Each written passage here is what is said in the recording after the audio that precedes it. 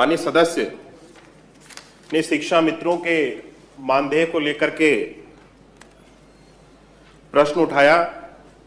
मैं आपके माध्यम से सदन को अवगत कराना चाहता हूं कि शिक्षा मित्रों को आज के इस वीडियो में हम बात करने वाले हैं शिक्षा मित्रों के समायोजन को लेकर, नियमित करने को लेकर लगातार शिक्षा मित्र संघ के द्वारा, शिक्षा मित्र साथियों के द्वारा संघर्ष किया जा रहा है। शिक्षा मित्र संघ के पदाधिकारियों का दिल्ली का दौरा भी किया है।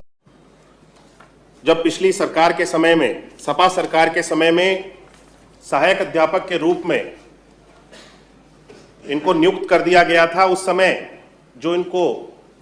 वेतन दिया जाता था वो एक सहायक अध्यापक के समान दिया जाता था।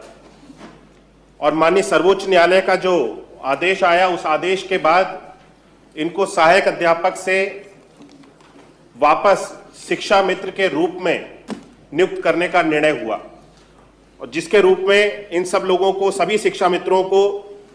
वापस शिक्षा मित्र बनाया गया। और जो मानदेय इनको दिया जाता था, 3500 रुपए का मानदेय उस समय दिया जाता था,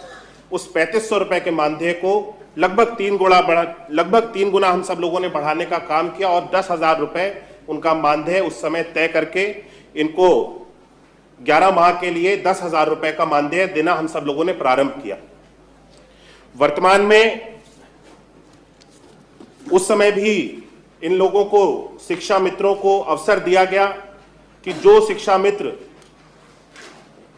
सहायक अध्यापक के भर्ती के जो मानक हैं उनको पूर्ण करते थे, उनको शिक्षक के रूप में नियुक्त किया जाए। और लगभग मैं आपको आपके माध्यम से अवगत कराना चाहता हूं कि 15,000 से अधिक उस समय ऐसे शिक्षा मित्र थे जिनको, जो मानकों को पूर्ण करते थे, उनको शिक्षक के रूप में वापस नियुक्ति दे दी गई। और बचे हुए जितने शिक्षा मित्र थे उन सब लोगों को वापस मानदेय, जो कि मैंने अवगत कराया कि 10,000 रुपए के मानदेय पे इन सब लोगों को वापस नियुक्त कर दिया गया। और ये सब अपने जो ग्राम पंचायत है, उन्हीं ग्राम पंचायतों में इन सभी शिक्षा मित्रों को वापस नियुक्त कर दिया गया। सरकार के द्वारा पिछले दिनों शिक्षा मित्रों के द्वारा एक रिट याचिका माननीय उच्च न्यायालय में दाखिल की गई थी, जिसको माननीय उच्च न्यायालय के द्वारा निरस्त किया गया। और वहां पे यह सहमति बनाई गई कि एक कमिटी का गठन कर दिया जाए, जिसके माध्यम से जो शिक्षा मित्रों का मानदेय है उस पर जो भी विचार बनता है शिक्षा मित्रों के साथ में, उस विचार को प्रस्तुत किया जाए। मैं आपके माध्यम से सदन को अवगत कराना चाहता हूं कि 14/11/2023 को शिक्षा निदेशक बेसिक की अध्यक्षता में 4 सदस्यीय समिति का गठन किया गया है।